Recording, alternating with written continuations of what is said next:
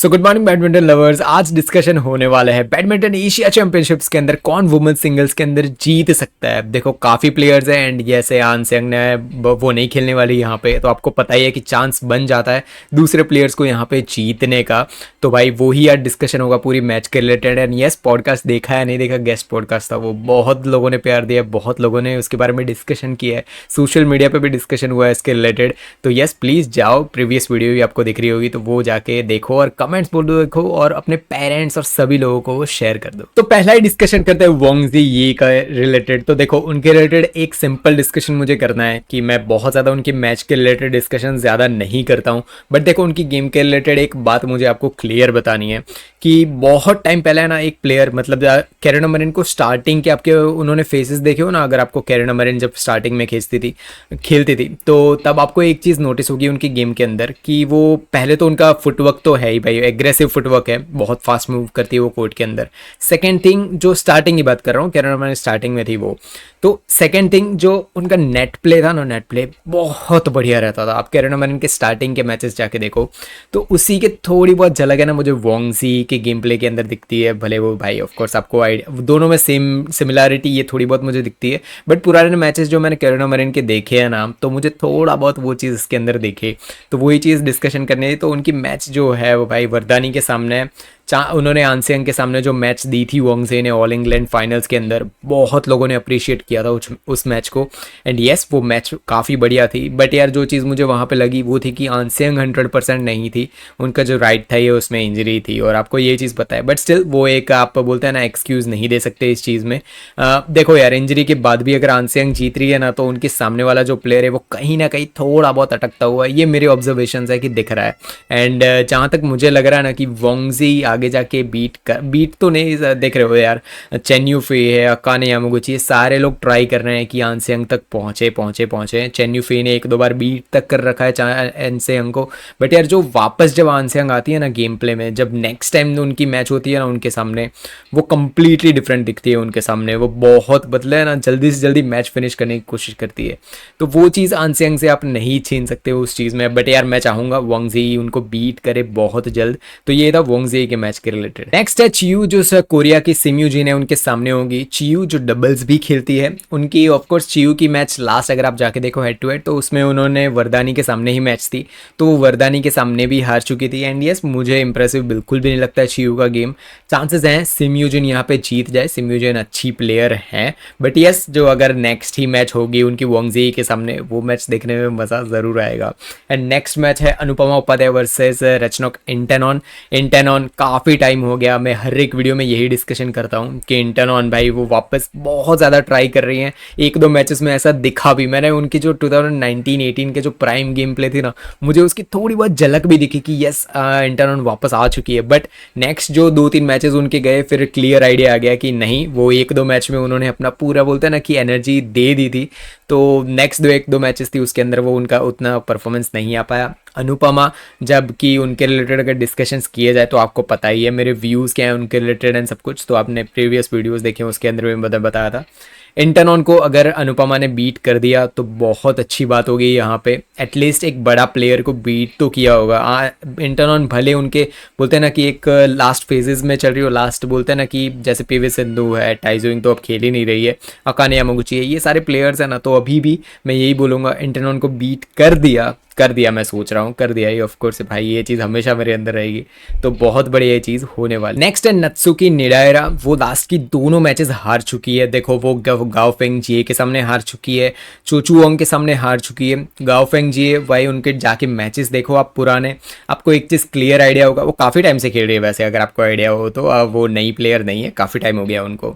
तो एक चीज़ आपको क्लियर नोटिस होगा कि वो भी इंटरनॉन की तरह ही कोई एक दो मैचेस है ना उसमें 200% उनकी गेम प्ले आ जाती है, बट स्टिल उसके बाद वो हारती भी है। बहुत बोलते हैं ना कि बहुत नीचे तरीके से। आनसेंग के सामने वो जो मैच थी बहुत बढ़िया थी, एकदम खतरनाक मैच थी वो। तो वही चीज़ है निडायरा, देखते हैं कौन आता है उनके सामने, पहले तो क्वालिफिकेशन में, फिर ज़्यादा डिस्कशन हो पाएगा। जो टोमोका मियाज़ाकी है, जो काफ़ी टाइम हो गया वो नेक्स्ट जापानीज के टॉप प्लेयर बन के निकल रही थी, बट जब अकाने यामागुची ने बैकअप किया यहाँ पे तो क्लियरली स्ट्रेट 2 सेट्स में उन्होंने हरा दिया। जो टोमोका मियाज़ाकी है उनको स्ट्रेट 2 सेट, समझ रहे हो, तो ये चीज़ मुझे देख के बहुत ज़्यादा बोलते हैं ना कि एक कन्फ्यूजन हुआ इस चीज़ में, कन्फ्यूजन तो हुआ ही, बट स्टिल दूसरे टाइप के अगर डिस्कशन देखो तो अकाने यामागुची बहुत ज़्यादा है ना एक्सपीरियंस लेके आती है। तो वो एक्सपीरियंस से भी उन्होंने मियाज़ाकी को, वो गेम क्लियरली आपको नोटिस होगा कि अकाने यामागुची एक्सपीरियंस पे ही खेल रही थी, समझ रहे हो। उनकी पुरानी गेम प्ले वापस नहीं आई है अभी भी, उस स्पीड से वो कोर्ट में मूव नहीं कर रही है उनकी इंजरीज़ की वजह से, बट स्टिल उन्होंने मियाज़ाकी को हरा दिया। बट वो स्ट्रेट टू सेट्स आनसेंग के सामने हार भी गई।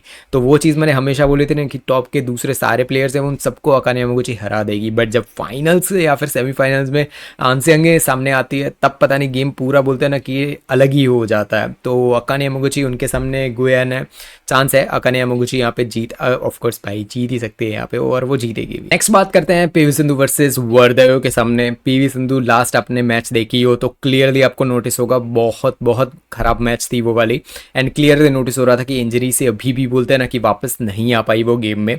मैं चाहूँगा तो क्या ही, अभी तक अगर उनकी इंजरी ठीक हो गई है तो गेम प्ले बढ़िया हो जाना चाहिए। हैमस्ट्रिंग इंजरी वैसे तो बहुत जल्दी ठीक नहीं होती है, बट स्टिल जो चीज़ें मैंने देखी है कि भाई फाइटर है वैसे पीवी सिंधु, तो भाई जीतेंगी, वो चांसेस हैं यहाँ पे वो जीतें। और नेक्स्ट उनकी भाई देखो आपको क्लियर आइडिया होगा, उसके ऊपर ही अकाने यामागुची है, तो वो मैच तो वैसे भी टफ रहने ही वाली है। नेक्स्ट दो प्लेयर को एक साथ डिस्कशन करता हूँ मैं, जो है चो चुओंग एंड चेन यूफी। एक प्लेयर ऐसी है जिन्होंने मुझे लास्ट 6-7 मंथ्स में बहुत ज़्यादा इंप्रेस किया है कि उनकी गेम प्ले सडनली बहुत ज़्यादा चेंजेस उसके अंदर दिखे हैं। एंड नेक्स्ट प्लेयर है जो है चेन यूफी जो इतना बड़ा गैप लेके आ रही है, जो ओलंपिक्स खत्म हुए थे उसके बाद, तो वो गेम प्ले उनकी वापस आती हुई दिख नहीं रही है। तो ये पूरा कॉन्ट्रास्ट दिख रहा है, समझ रहे हो। स्टिल चेन यूफी को मैं देख रहा हूँ कि एटलीस्ट वो सेमीफाइनल्स खींच जाने वाले हैं यहाँ पे, समझ रहे हो। स्टिल चेन यूफी को मैं यहीं पे देख रहा हूँ कि कुछ भी हो जाए यहाँ पे वो सारे प्लेयर्स को ऑलमोस्ट हरा के सेमीज या फिर क्वार्टर्स तो खींच ही जाएगी।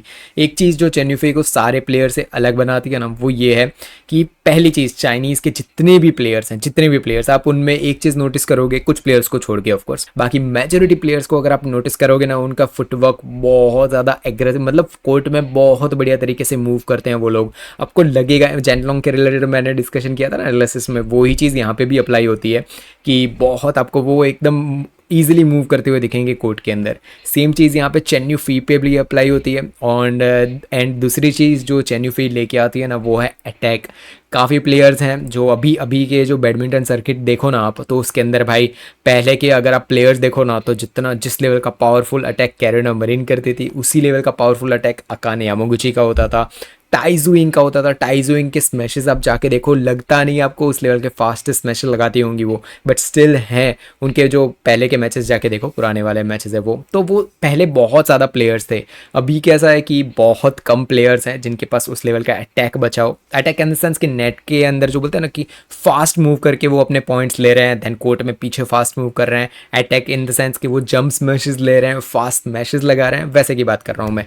ड्रॉप्स लगा रहे हैं तो वो ईजी ड्रॉप्स नहीं, वो एकदम फास्ट ड्रॉप्स जा रहे हैं। भाई ड्रॉप्स के भी बहुत ज़्यादा टाइप्स होते हैं, कभी डिस्कशन करूंगा उसके रिलेटेड में, बट वही चीज़ है चेन यूफी, उसी में डिफरेंस आती है। तो जो कॉन्ट्रास्ट बन रहा है ना, चो चुओंग जो भाई बहुत ज़्यादा इंप्रूव कर चुकी है, चेन यूफी जो इम्प्रूव्ड है ही, बट जो उनका पुराना गेम है ना वो वापस लाने की वो कोशिश कर रही है, एंड हो सकता है सुधीरमान कब तक आ ही जाए। नेक्स्ट बात करते हैं गाओ फेंगजिए की। लास्ट दोनों इनकी मैचेस थी वो आनसियंग के सामने थी। एक में वो स्ट्रेट 2 सेट्स आ रही है एंड एक में स्ट्रेट 3 सेट्स आ रही है। जो गाओ फेंगजिए के बारे में थोड़ी देर पहले मैंने डिस्कशन किया था, वो यहीं पे वही आएगा दैट वो है ना, कुछ एक मैचेस है जिसके अंदर वो अपनी पूरी एनर्जी सारी गेम प्ले वो लगा देती है उसके अंदर। कुछ मैचेस ही ऐसी है, same goes with Intanon PV Sindhu, जितने भी प्लेयर्स हैं उन सबके साथ, कि कुछ मैचेस है जिसके अंदर उनका 110% दिखता है, देन वापस वो 70-80 के आसपास आ जाता है, समझ रहे हो। तो वही गाओ फेंगजिए आनसियंग के सामने ही हारी है, बट यहाँ पे चांसेस हैं, आनसियंग नहीं है यहाँ पे। बहुत ज़्यादा लोगों के पास है ना, बोलते हैं ना ओपनिंग्स आ चुके हैं यहाँ पे कि जीतो यहाँ पे, क्योंकि आनसियंग है नहीं, बहुत ज़्यादा चांस यहाँ पे बन जाते हैं। सो नेक्स्ट बात करते हैं ग्रेगोरिया तुंजुंग के रिलेटेड। देखो डेनमार्क ओपन में लास्ट ईयर उनको इंजरी हुई थी, उसके बाद उनका गेम प्ले मैंने सिर्फ एक ही मैच है जिसके अंदर 110% देखा, 110% नहीं उससे भी ज़्यादा देखा था, वो था पीवी सिंधु के सामने जो इंडिया ओपन चल रहा था ना वहाँ पे। तो भाई वो गेम बहुत ही प्यारा गेम था भाई। अब प्लीज़ आपको अगर वुमेन सिंगल्स में इंटरेस्टेड हो, वो मैच जाके देखना है, इंडिया ओपन वाला पीवी सिंधु वर्सेस ग्रेगोरिया तुंजुंग। बहुत क्रेजी मैच था, बट वो जनवरी था, अभी अप्रैल चल रहा है। यहाँ तक जितने भी मैचेस हो चुके हैं, मुझे कहीं पे भी ग्रेगोरिया तुंजुंग बोलते हैं ना पुराने टाइप का उनके गेम प्ले में इम्प्रेसिव नहीं दिखी है। काफ़ी अच्छी प्लेयर हैं वो वैसे, बट स्टिल भाई देखो उनको भाई आना पड़ेगा वापस। बहुत दूसरे प्लेयर्स हैं जो उनसे रैंकिंग में भी आगे जा चुके हैं। एंड दूसरी चीज़ कि टूर्नामेंट्स काफ़ी टाइम हो गया वो जीती भी नहीं है, नॉट इवन फाइनल्स। एंड मतलब आई एक दो बार टूर्नामेंट्स है उसमें, बट स्टिल जो आप समझ रहे हो ना मैं बोलने की कोशिश क्या कर रहा हूँ कि उनमें कैपेबिलिटी है बहुत ज़्यादा। ग्रेगोरे तुंजुंग जहाँ तक मुझे लग रहा है ये उनके लिए एशिया कप, अरे एशिया कप बोल रहा हूँ मैं, एशिया चैंपियनशिप्स एंड सुधीरमान कप आएगा, ये दो टूर्नामेंट्स उनके लिए भाई मैं ऑफ कोर्स देखना चाहूँगा कि किस लेवल का उनका परफॉर्मेंस आता है। नेक्स्ट है नोजोमी ओकुहारा। इंटरनॉन ले लो, Ratchanok Intanon, PV Sindhu, Tai Tzu Ying, Carolina Marin, Akane Yamaguchi, ये सारे प्लेयर्स थे ना भाई। पहले जब आप जाके पुराने ड्रॉज देखो, ड्रॉज मैचेस होते हैं ना वुमेन सिंगल्स के 2017, 16, 18 इसके आसपास के, उनके ड्रॉज देखोगे ना आपको एक से बढ़कर एक प्लेयर्स मिलेंगे वहाँ पे कि भाई कुछ भी हो सकता है। ऐसे ऐसा भाई बहुत कम होता, मतलब होता था ऑफकोर्स, ये इंपॉर्टेंट होता है, बट स्टिल जो फर्स्ट सेकेंड फोर्थ पहले 8 जो सीडेड प्लेयर्स होते हैं ना, उनमें आपको क्लियर नोटिस होगा कि यार ये भी इस बार अपसेट कर सकता है, ये भी यहाँ पे जीत सकता है। अभी कोई भी टूर्नामेंट के ड्रॉज ले लो, आपको एक चीज़ कंफर्म मिलेगी कि आंसियांग जीत जाएगी, ये कंफर्म है आपको, बट सेकंड कौन आ सकता है वो कंफर्मेशन आपको नहीं होती है। मतलब एक दो प्लेयर्स नहीं है, एक दो प्लेयर्स को गिन लो जैसे चेन यूफी, अकाने यामागुची, अभी भी उनका नाम चल रहा है, समझ रहे हो। नए प्लेयर्स है ना जो वो उस लेवल का परफॉर्मेंस नहीं दे पा रहे हैं। और भाई देखो जब तक वो आंसियांग को बीट नहीं करेंगे तब तक कोई चांस बनता नहीं है। इंडिया हर टूर्नामेंट के अंदर कोई नया प्लेयर आता है आंसियांग के सामने फाइनल्स के अंदर, तो वो भी चीज़ मुझे देखने में भाई उतनी ज़्यादा मज़ा नहीं आती है। एक प्लेयर उनके सामने आ गया ना, सिर्फ एक प्लेयर, वो चाहे हानियू हो, चाहे चेन यूफी हो, चाहे अकाने यामागुची हो, कोई भी एक प्लेयर, सिर्फ एक प्लेयर ने कंटिन्यू 2 से 3 टूर्नामेंट में आंसियांग के सामने फाइनल्स में आ गया ना, और इवन क्लोज भी, फाइनल्स की बात कर रहा हूँ मैं, वो स्टार्टिंग के 3-4 राउंड होते हैं उनकी बात नहीं कर रहा हूँ मैं, फाइनल्स के अंदर अगर वो कंटिन्यूस 2 से 3 बार आंसियांग के सामने आए ना, चांसेस बन जाएंगे उनके कि भाई आंसियांग को आगे जाके बीट करे। बट उनको कंटिन्यू सारे प्लेयर्स को हरा के फाइनल्स में बार बार पहुंचना पड़ेगा। इसके रिलेटेड मैं अगर देखूं तो हानियू के रिलेटेड ही डिस्कशन कर लेता हूं इसी चीज़ के अंदर कि हानियू के पास चांस है। मुझे उनकी गेम कभी भी उस लेवल की इंप्रेसिव नहीं लगी है।